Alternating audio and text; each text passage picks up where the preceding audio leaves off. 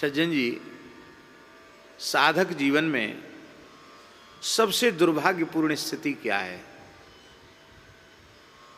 साधक जीवन की सबसे दुर्भाग्यपूर्ण स्थिति यह है कि शास्त्र निषिद्ध कर्म बनने पर पश्चाताप न होना।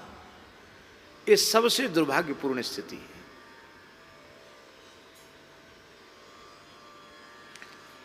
आपका कपड़ा बहुत सफेद है, एकदम स्वच्छ वस्त्र है, तो इस स्वच्छ वस्त्र से आप कहीं भी बैठना नहीं चाहेंगे। बैठना चाहेंगे? जहाँ कचरा है, धूल है, मिट्टी है, कीचड़ है, वहाँ आप नहीं बैठ सकते। और कपड़ा पहले से कीचड़ वाला है तो आपको कीचड़ में बैठने में संकोच होगा। जो बहुत पवित्रात्मा होते हैं, निर्मल होते हैं, पाप से डरते हुए ही हैं। पाप करने में संकोच उन्हीं को होता है। पाप करते करते जो इतने मलिन हो जाते हैं कि पाप पर पाप करते, उनको फिर पश्चाताप भी नहीं होता है, और प्रसन्न रहते। पाप करत निशिवासर जाएं,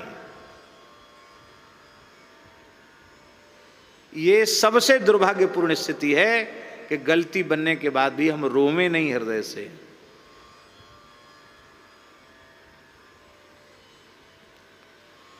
हम साधुता के विरुद्ध आचरण करते हैं और सोच भी नहीं करते हैं। जो आपको अच्छा नहीं लगता वही हम दिन रात कर रहे हैं। आपको दंभ पाखंड अच्छा नहीं लगता, आपको छल कपट अच्छा नहीं लगता, आपको झूठ प्रपंच अच्छा नहीं लगता, किसी को ठगे ये काम आपको अच्छा नहीं लगता है।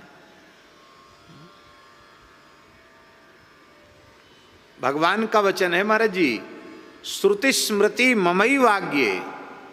श्रुति स्मृति मेरी दोनों आज्ञाएं हैं। यस्ता उल्लंघ्य वर्तते, उन शास्त्रों की बातों का जो उल्लंघन करके आचरण करता है, आज्ञाच्छेदी ममद्रोही, वो मेरी आज्ञा को काटने वाला मेरा शत्रु है। न मद्भक्तः न वैष्णवः, न तो मेरा भक्त है ना ही वह वैष्णव है।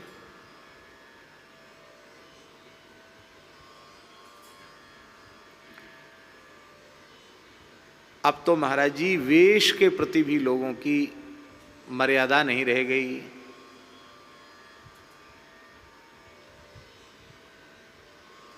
सुना है हमने कि अब विरक्त लोग भी कच्छा पहनने लग गए, चड्डी पहनने लग गए।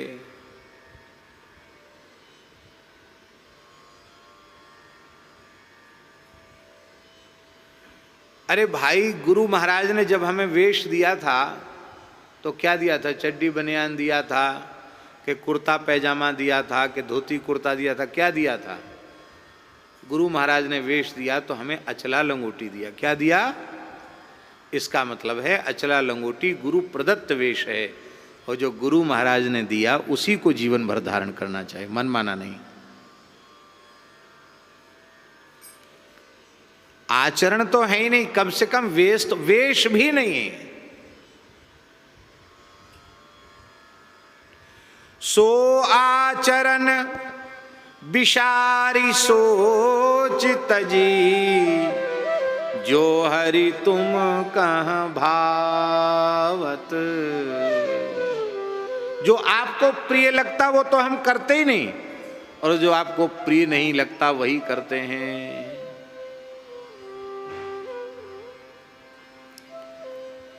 आप हमारे पास रहे कोई बात नहीं, रहो, कोई चिंता की बात नहीं। बिल्कुल सेवा आपसे न बने, कोई चिंता की बात नहीं। किंतु हमारा मन जिसको देखकर प्रसन्न होता वैसा काम आप करेंगे तो हमारी प्रसन्नता प्राप्त होगी।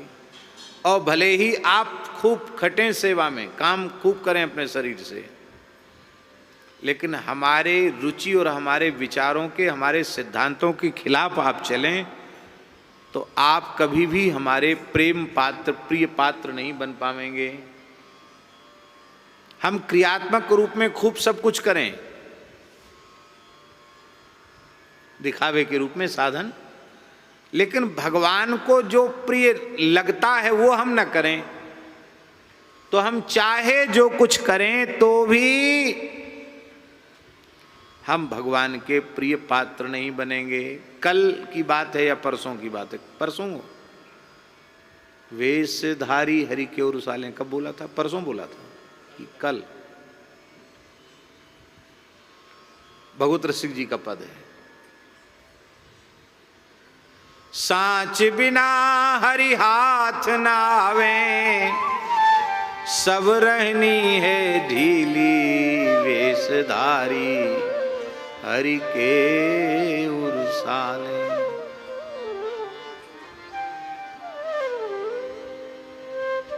हमारी रहनी ढीली है।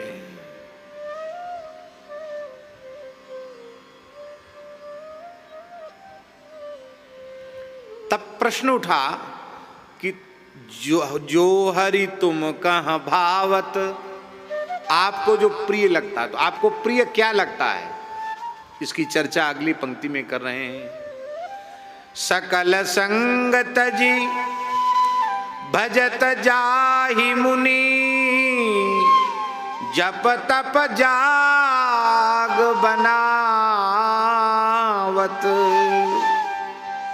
मौसम मंद महाखल पावर, कौन जतन तिहि पावत, लाज न आवत, दास कहावत।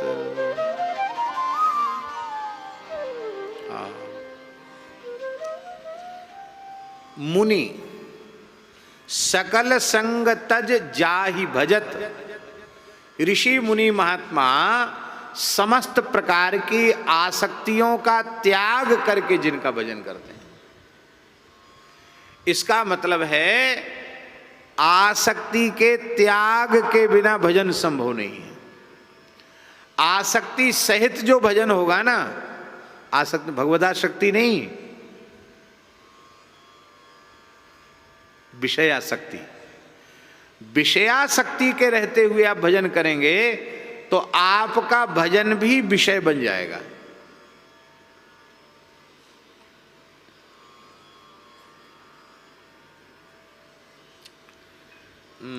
करके दिखा दें। सीताराम सीताराम सीताराम सीताराम सीताराम, बेटी को ब्याह है जाए, सीताराम सीताराम सीताराम सीताराम, अच्छा घर मिल जाए, सीताराम सीताराम सीताराम, अच्छा बड़ी नौकरी वाला जिसमें ऊपर की कमाई हो, सीताराम सीताराम सीताराम, बहुत दूर भी नहीं, पास में होना चाहिए, सीताराम सीताराम सीताराम। सीताराम सीताराम तो है, पर भजन कहाँ जा रहा है? वहां जा रहा है।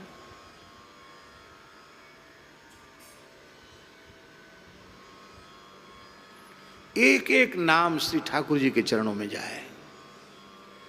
हे नाथ, हमें कुछ नहीं चाहिए, केवल और केवल आपके युगल चरण कमल चाहिए, कुछ नहीं चाहिए। जो कुछ आपने कृपा करके दिया है यह भी ले लो, केवल आप अपने युगल चरण कमल हमको दे दो। हे नाथ, क्योंकि देखे बिन रघुनाथ पद, जिय की जरनी न जाए। संसार में कहीं भी ममता है, आसक्ति है और भजन बन रहा है तो वो उसका फल व्यभिचरित हो जाएगा संसार की वस्तुओं में। इसलिए भजन की त्रिसूत्री एक बार हमने बताई थी, थोड़ी विस्तार से भी बताई थी, अब केवल सूत्रात्मक रूप से कह रहे हैं। भगवान के बनकर भगवान के लिए भगवान का भजन करें, यही भजन की त्रिसूत्री है। हम केवल भगवान के ही हैं और केवल भगवान ही हमारे हैं, ऐसा पक्का निश्चय करना। ये भगवान के बनकर, भगवान के लिए न भोग चाहिए और न मोक्ष चाहिए, अर्थ न धर्म न काम रुचि गति न चहो निर्वाण, जन्म जन्म रति राम पद यह वरदान नान। कुछ नहीं चाहिए। सीता राम चरण रति मोरे, अनुदिन बढ़ई अनुग्रह तोरे। यह है भगवान के लिए। और भगवान का भजन करें, देवतांतर का नहीं, भगवान का भजन करें। क्योंकि प्रेम गली अति सांकरी, या में द्वे न समान। हम मने नहीं कर रहे हैं, कात्यायनी पूजन का निषेध बिल्कुल नहीं कर रहे हैं। ब्रज कुमारिकाओं ने कात्यायनी भगवती देवी का पूजन किया और वरदान मांगा, नंद गोप सुतम देवी पतिम में कुरुते नमः कात्यायनी महामाये महायोगिन्यधीश्वरी, नंद गोप सुतम देवी पतिम में कुरुते नमः। सबको भगवान मिले पति रूप में कि नहीं मिले? मिले? मिले। कितने दिन बाद मिले? अगहन पूर्णिमा को भगवान ने वरदान दिया था। अगहन पूर्णिमा को भगवान ने वरदान दिया था, मार्गशीर्ष मास की पूर्णिमा को, और शरद पूर्णिमा पे महाराज किया। गिनती करो कितने हुए? पूरा अगहन, पूष, माघ, फाल्गुन, चैत्र, वैशाख, जेठ, अषाढ़, सावन, भादो, कुवार, 10 महीने की प्रतीक्षा करनी पड़ी गोपियों को। क्या उनकी पात्रता में कमी है?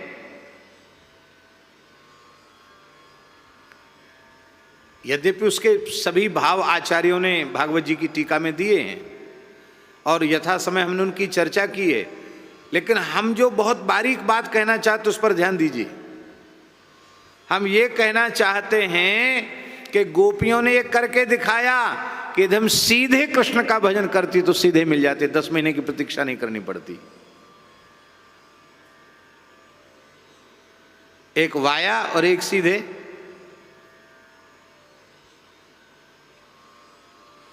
कलिकाल में, कलिकाल के आरंभ में तमिलनाडु प्रदेश में, दक्षिण भारत में विष्णु चित्ती आलवार की पुत्री गोदाम्बा जी, उन्होंने सीधे श्री कृष्ण को भजा।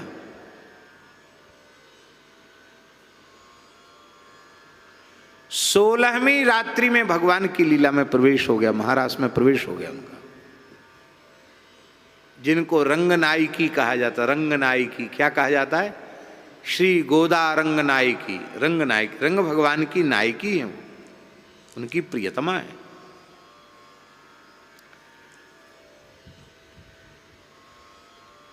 हम ये नहीं कह रहे हैं कि देवी देवताओं को मत मानो, उनकी पूजा मत करो। हमारी बात समझ रहे हैं कि नहीं? बारीक बात। भगवान का ही आश्रय, अनन्य आश्रय।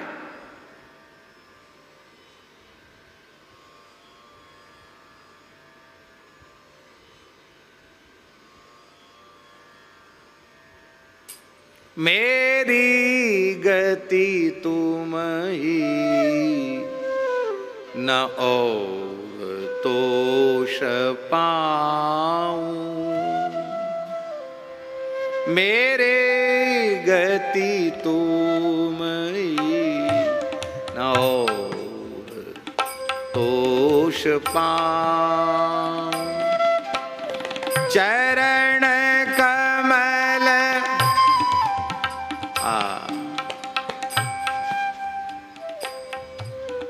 चरण कमल नख मणि पर विषय सुख बहाऊं।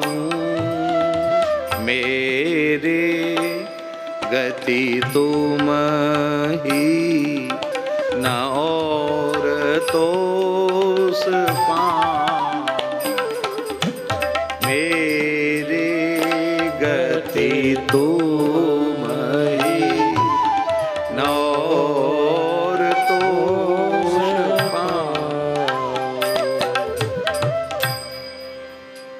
पतिव्रता भजती पति को ही है, आदर सबका करती है। जेठ का, ससुर का, देवर का, ननद का, नंदोई का, सबका आदर करती, पर भजती है पति को। ऐसे हम भजें अपने आराध्य को, अपने इष्ट को, और अनादर किसी का न करें, आदर सबका करें, क्योंकि सब ठाकुर जी के ही है। इसलिए भगवान के बनकर भगवान के लिए भगवान का भजन करें। यही है सकल संग तजी। देखो, आसक्ति ही ऐसा बंधन है जो कभी पुराना नहीं होता, हमेशा नया बना रहता। और यदि हम खुलकर कहें तो शरीर जितना जर्जर शिथिल होता चला जाता है, आसक्ति उतनी ज्यादा पक्की होती चली जाती है। छोटे बच्चे की आसक्ति कम होती, वो कीमती से कीमती चीज फेंक देगा।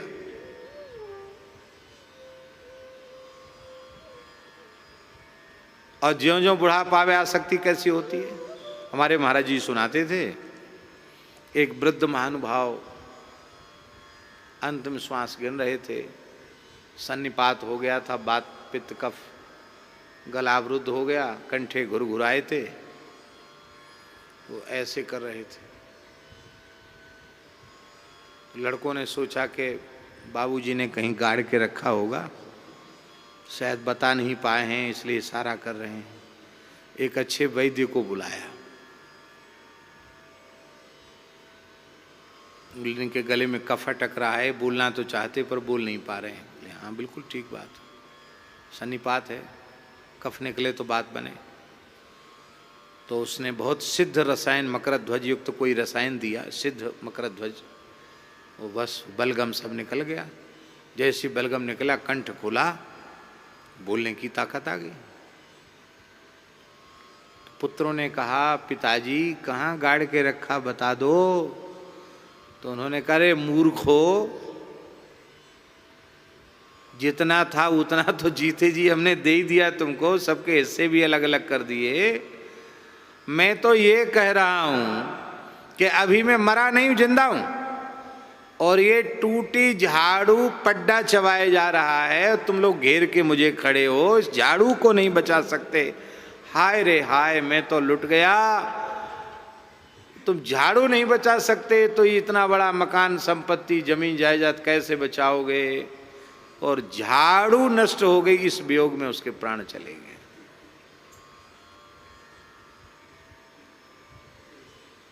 तो बच्चे में आसक्ति नहीं, वो नाराज होगा तो आप चाहे हीरे जवाहरात की चीज फेंक देगा बच्चा, उसको आसक्ति नहीं। बुढ़ापे में टूटी झाड़ू में भी आसक्ति। इसलिए भगवान कपिल ने कहा, प्रसंगमजरम पाशमात्मन कवयो विदुः स एव साधु सुकृतो मोक्ष द्वारम अपावृतम। सबसे मजबूत आसक्ति है, बंधन है आसक्ति, उसको त्याग दो। बोले त्यागना तो बड़ा कठिन है, क्योंकि आसक्ति करने का स्वभाव कई जन्मों का है। कैसे त्याग दें? मत त्यागो। वह आसक्ति भगवान के प्राण प्यारे भक्तों के चरणों में जोड़ दो, संतों के चरणों में जोड़ दो। मोक्ष द्वारम अपावृतम, मोक्ष का द्वार खुल जाएगा। आप लोग कहेंगे इधर तो कहते जगत की आसक्ति बंधन कारक है, वो संत भी तो जगत में ही हैं, उनसे आसक्ति जोड़ने की बात क्यों कही जा रही है? इसलिए कही जा रही है कि आपकी आसक्ति संसार में है, पर जिस भगवान के प्राण प्यारे भक्त से आप प्रेम कर रहे हैं उसकी पूरी आसक्ति भगवान के चरणों में है। तो श्रृंखला संबंध से आपकी आसक्ति कहाँ जुड़ गई? भगवान में जुड़ गई। अच्छा ठीक है,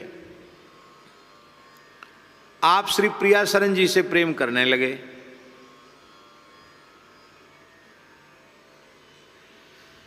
तो प्रेम प्रिया शरण जी के पास बार बार जाएंगे तो क्या देंगे आपको?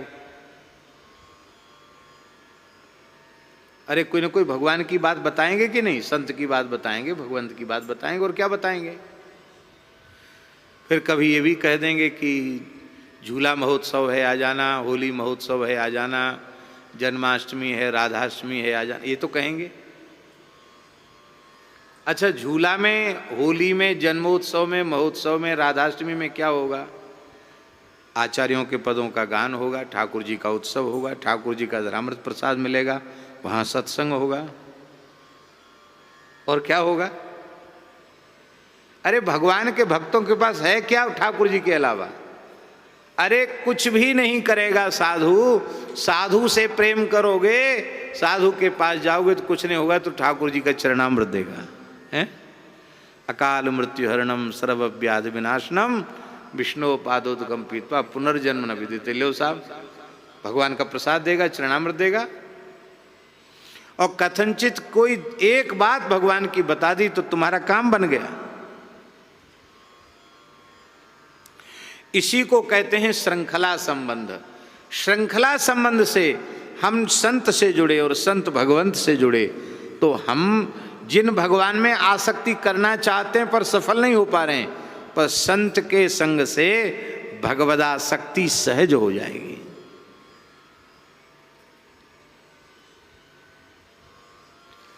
हमारे यहाँ साधुओं में एक कहावत है,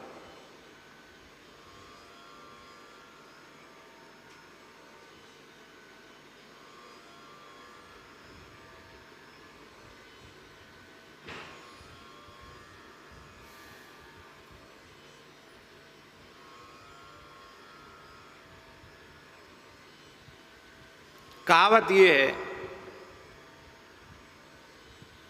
कि रामानुज स्वामी जी से किसी ने पूछा कि आप एक शब्द में अपना सिद्धांत बताओ। उन्होंने कहा प्रपत्ति। क्या कहा? प्रपत्ति। श्री निम्बारकाचार्य जी से पूछा कि एक शब्द में आप अपना सिद्धांत बताओ। उन्होंने कहा आसक्ति। क्या कहा? उन्होंने कहा प्रपत्ति। और श्री निम्बारकाचार्य भगवान ने क्या कहा?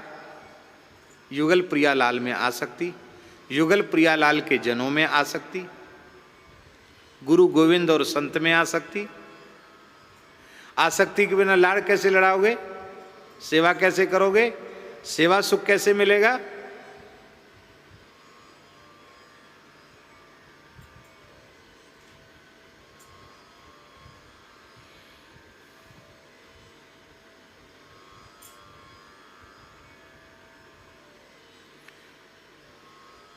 श्री वल्लभाचार्य जी से कहा आप एक शब्द में बताओ। बोले सेवा। वल्लभ कुल की सेवा, महाराज क्या कहना, बड़ी लाड़ चाव की सेवा।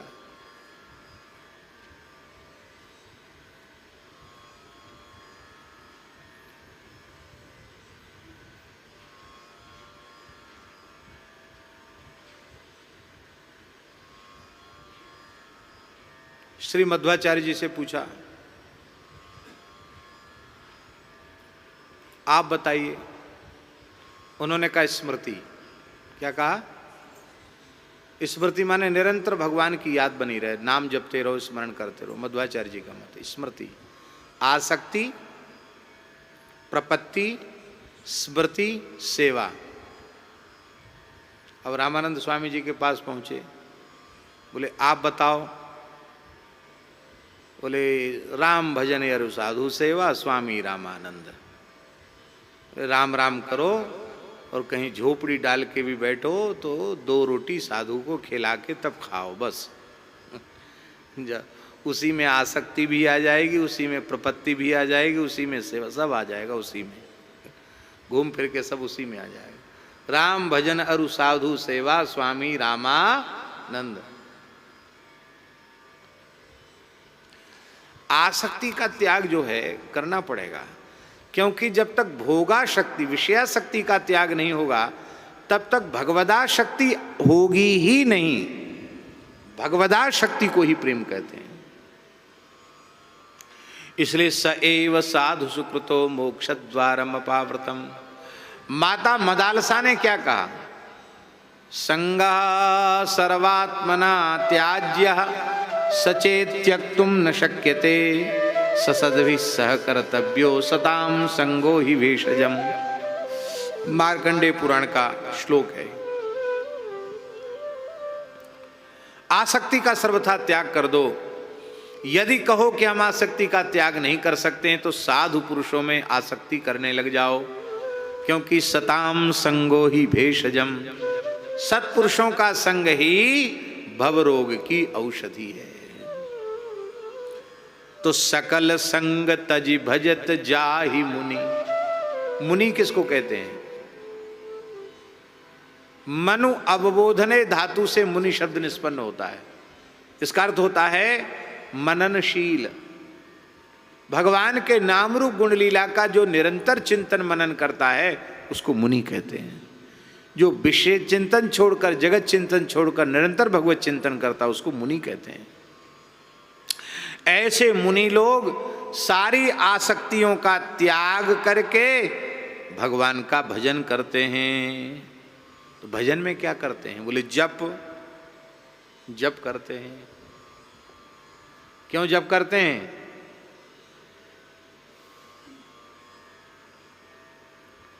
खर्च तो बिल्कुल भी न लगे, एक कौड़ी का भी, और मुनाफा पूरा हो, और खर्च पूरा लग जाए, तमाम लोगों की सहायता भी लेनी पड़े, और मुनाफा हो नहीं घाटा हो जाए। ऐसा काम करेंगे आप?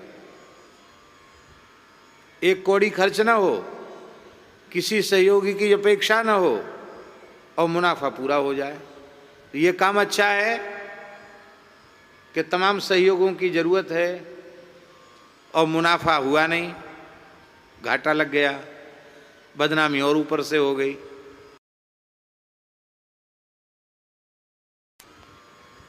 ऐसा काम है जप। इसलिए भगवान ने समझ लिया कि और सब कठिन काम है ये स्वयं व्यक्ति कर सकता है।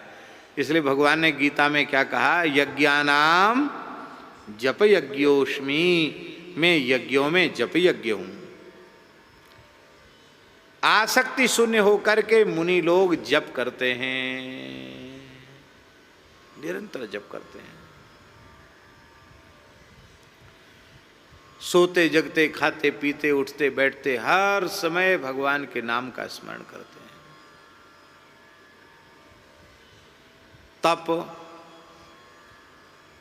तप करते हैं भजन करने के लिए।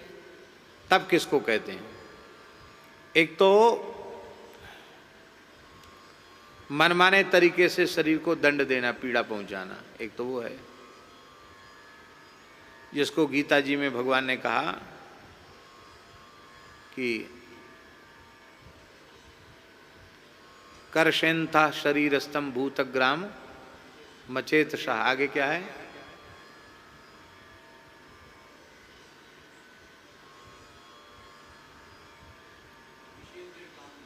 हाँ, तो अपने शरीर को और इंद्रियों को दंड देते हैं, वो ठीक नहीं। शास्त्र के अनुरूप तप, जैसे तप्त कृच्छ प्राजापत्य चांद्रायण आदि व्रत हैं, वो शास्त्रोक्त तप की पद्धति है। पंचाग्नि आदि तपना ही शास्त्रोक्त तप की पद्धति है। मनमाने तरीके से तपस्या नहीं करना, शास्त्र के अनुशासन में रह करके तप करना। तप क्या है? भोगों का त्याग ही तप है।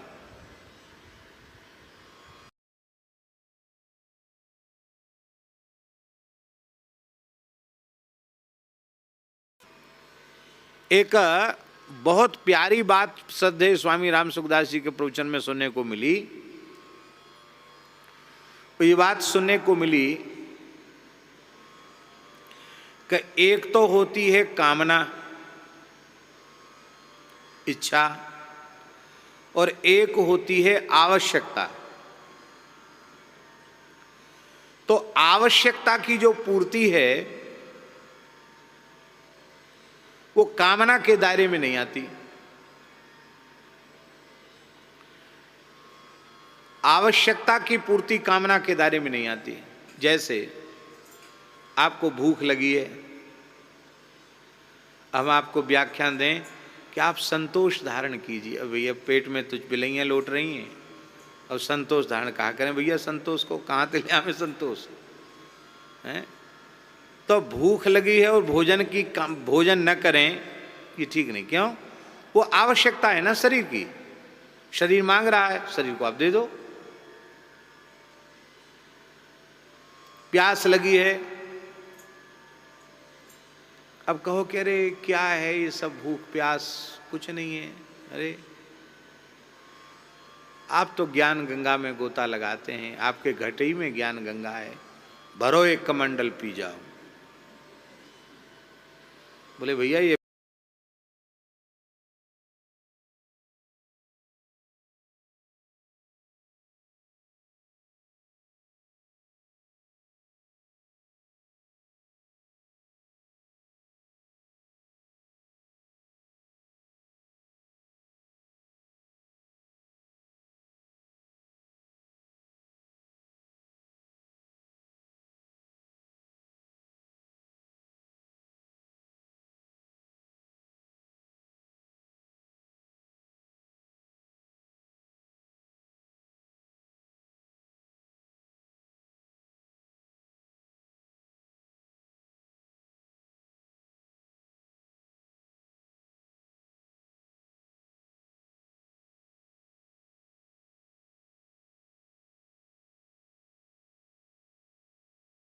बिना सोना चांदी के जी सकते हैं कि नहीं?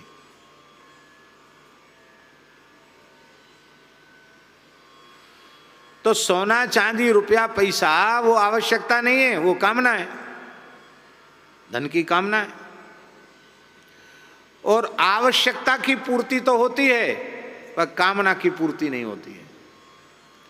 यत पृथिव्याम ब्रीह्यव हिरण्यम पशव स्त्रिया, सारी धरती का अन्न एक व्यक्ति को मिल जाए, सारे धरती की स्त्रियां एक व्यक्ति को मिल जाए, सारे धरती का सोना चांदी हीरा जवाहरात एक व्यक्ति को मिल जाए, तो भी उसकी कामना पूरी नहीं होगी।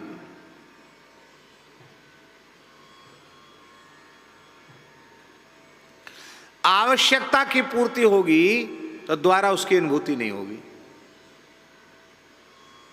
जैसे आपको भूख लगी, आपने भोजन कर लिया तो भूख बुझ गई, फिर आपको तुरंत खाने की आवश्यकता नहीं। हाँ, फिर भूख जब पेट खाली हो जाएगा फिर भूख लगेगी तो आवश्यकता। लेकिन संसार की कोई वस्तु ऐसी बताओ जिसके मिलने के बाद फिर उसकी तृप्ति हो जाए। एक महात्मा हमारे बड़े विनोदी हैं, हमारे पूज्य श्री गुरुदेव भक्तमाली जी के ही गुरु भाई हैं, हमारे काका गुरु लगेंगे, श्री करुणानिधान वाले महाराज जी, अयोध्या जी वाले। वो कहते हैं कि बड़े बड़े भगत आते हैं भंडारा देने के लिए, लड्डू से महापूरन, गुलाब जामुन से महापूरन, राजभोग से महापूरन, कचौड़ी से महापूरन। कहते आज तक ऐसा भगत कोई नहीं है जो जिसने दक्षिणा से महापूरन कराया हो।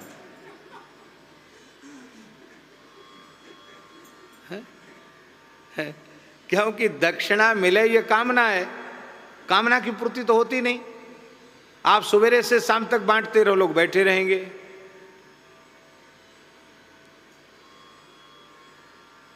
बोले दक्षिणा से महापूर्ण कराने वाला कोई भगत पैदा नहीं हुआ।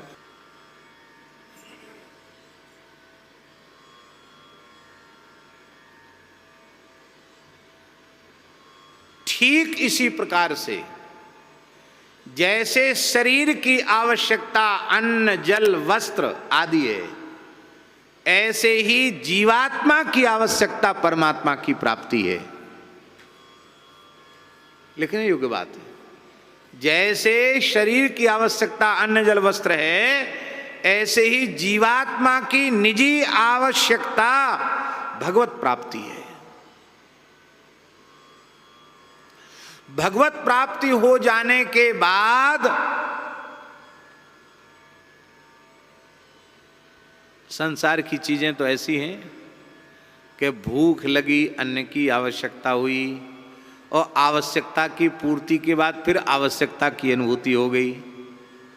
संत कबीर जी कहते हैं, साझ खवाय विदा कर दीनी, साझ खवाय विदा कर दीनी, होत ही प्राप्त कहत कबीर सुनो भाई साधो, मौत ते भूख बड़ी, मौत ते भूख बड़ी। संध्या को खिला पिला के जाओ, पधारो देवी, पेट भर गया सो गए, सवेरे झाड़ा गए, पेट साफ हो गया, लाओ फिर खाएंगे। पर भगवत प्राप्ति होने के बाद भिद्यते हृदय ग्रंथि, छिद्यन्ते सर्व संशया, क्षीयन्ते चास्य कर्माणि, तस्मिन् दृष्टे परावरे।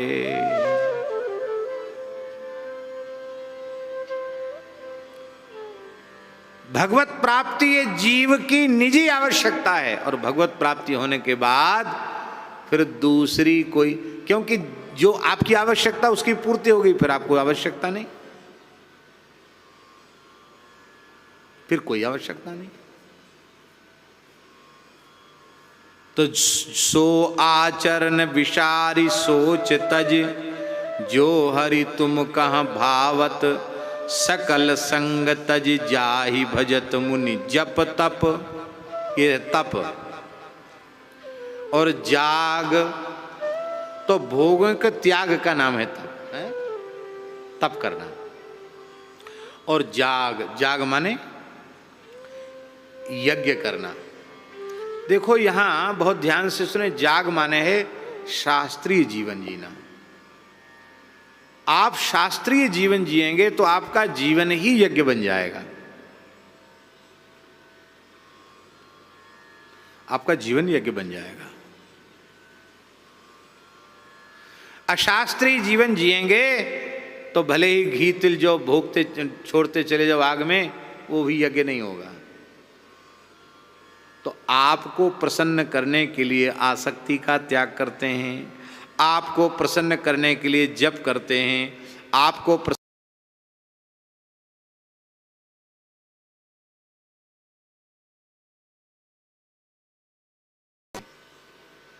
यही निर्जला एकादशी भगवान माघ शुक्ल एकादशी को बना देते अथवा पौष शुक्ल एकादशी को बना देते तो महाराज तमाम लोग कहते कि भैया हम भी निर्जला करेंगे। ठंडी में तो कोई परेशानी नहीं होती, पानी के बिना रह जाओ। ओ महाराज भयंकर गर्मी, जेठ की दोपहरी, और निर्जला वालों का एक दिन पहले से खाना पीना बंद। खाना पीना तभी निर्जला हो पाएगा। तो अन्न की गर्मी रहेगी, दूसरे दिन प्यास ज़्यादा लगेगी। दसवीं को एक समय पाओ, गंगा दशहरा को, फिर निर्जला एकादशी, संध्या से सूर्यास्त के बाद जल लेना बंद कर दो। रात में जल नहीं लेना, सवेरे जल नहीं लेना, दिन भर जल नहीं लेना, फिर रात भर जल नहीं लेना। इसके बाद द्वादशी को फिर किसी वैष्णव को, ब्राह्मण को, साधु को बढ़िया सुंदर सुमिष्ट गंगा जल का शरबत पिला करके ठाकुर जी को भोग लगा के ठंडाई पिलाओ। इसके बाद फिर पारण करो, चरणामृत लेकर, भगवत चरणामृत लेकर पारण करो। तो कठिनाई होती कि नहीं होती?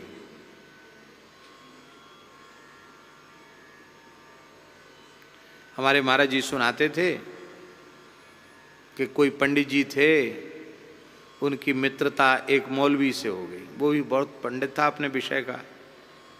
मित्रता हो गई, यद्यपि ऐसी मित्रता नहीं थी कि खान पान एक हो गया हो। पंडित जी थे, मौलवी जी थे। पर पंडित जी से रोज़ मौलवी पूछता, आपके यहाँ त्यौहार बहुत हैं, आज कौन सा त्यौहार है? बोले आज दशहरा है। आज क्या किया जाता? बोले आज पान खाया जाता है, आज हलवा पूड़ी खीर भगवान को भोग लगता है, कच्ची चीज़ भोग नहीं लगती आज। अच्छा, वहाँ तो अपने घर में जाके वो कहता यही चीज़ बनाओ, आज अमुक त्यौहार है। तो होली पे क्या खाया जाता? दीपावली। यहाँ तो रोज़ व्यंजन बनते हैं। होली पे ये गुजिया बनेगी, तो इस समय रसभरी बनेगी, बूंदी के लड़ुआ बने। अन्नकूट पे तो क्या कहना, 56 भोग। अरे बोले भाई गजब है, तुम्हारे हिंदुओं में जब देखो तब बढ़िया बढ़िया चीज़ खाते हैं त्यौहार के नाम पे। वाह! तो पंडित जी एक दिन पहले बता देते हो कल क्या है? कल बोले निर्जला एकादशी। क्या कल क्या चीज़ खाई जाती? बोले कल तो पानी भी नहीं पिया जाता। बोले तो हम लोग भी करते हैं रोज़ा, दिन में पानी नहीं पीते, लेकिन सवेरे 4 बजे बढ़िया भोजन कर लेते हैं। बोले नहीं, एक दिन पहले से, और रात भर भी, फिर एक दिन बाद तक। बोले तो ये हम नहीं करेंगे। अरे बोले तो बहुत भारी पाप होगा आपको, आपने साल भर तक किया, ये नहीं करोगे? ये कर लो भाई, साल भर आपने सब व्यंजन बना बना के खाए, तो ये त्योहार क्यों छोड़ोगे? आप ये भी कर लो।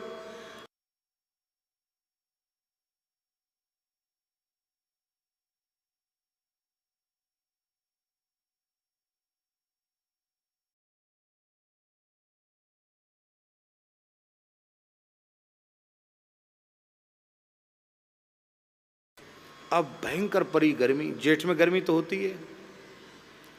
रात रोते रोते बीती उसकी बेचारे की। सवेरा हुआ, सवेरे तो शरबत पीने को मिलेगा, तब तक पड़ोस में किसी हिंदू भाई की बेटी की विदा हो रही थी। तो गांव में होता ना, बेटी की विदा होती सब रोते हैं, तो सब रो रहे थे। तो रोने की आवाज़ सुनते ही माताएं घर से बाहर निकल के दौड़ती हैं। उस मौलवी की जो गृहिणी थी वो बाहर झांकने लगी, तो वो डांट कर बोला, अरे कम वक्त क्या देख रही है, कोई एकादशी व्रत वाला मर गया होगा, हम मेरे लिए रोने की तैयारी कर।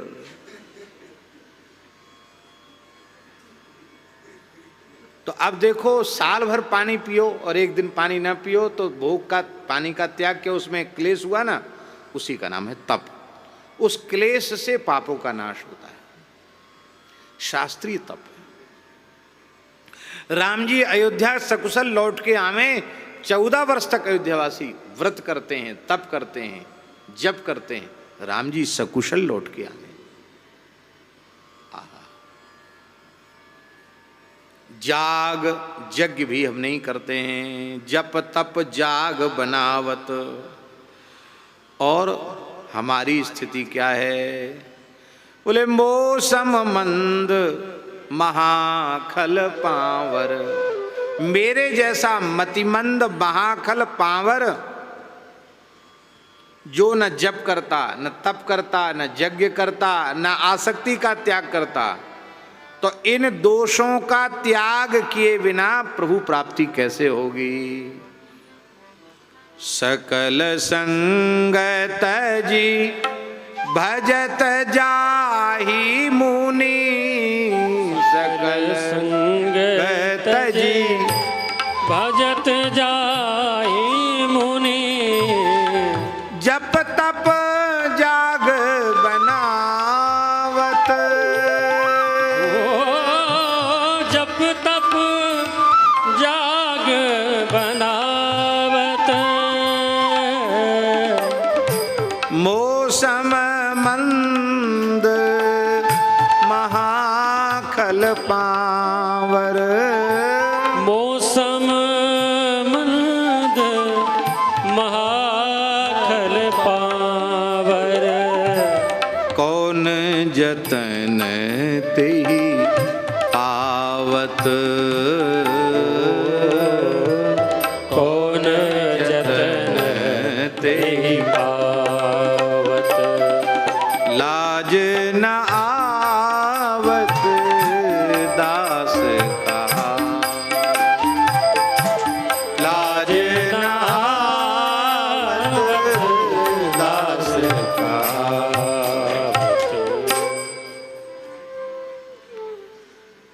हम सोचते तो ये थे कि आज इसको हम पूरा कर देंगे, लेकिन नहीं कर सके, समय बहुत अधिक हो रहा है।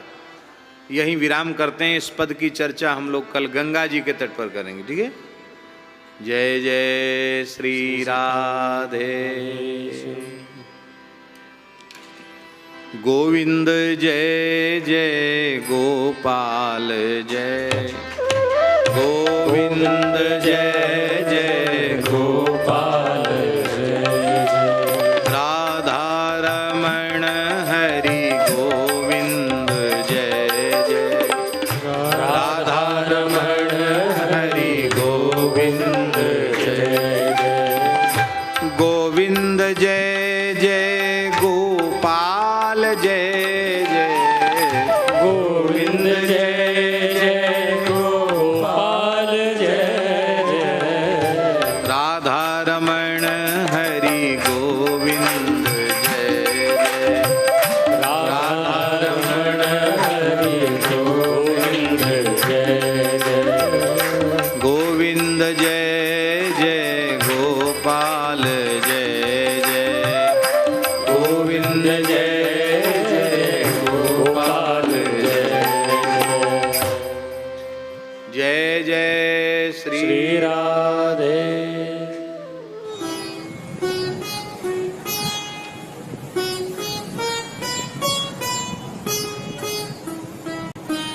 श्री सीताराम। प्रतिदिन सत्संग एवं दर्शन के लिए श्री महाराज जी के ऑफिशियल चैनल को जरूर सब्सक्राइब करें।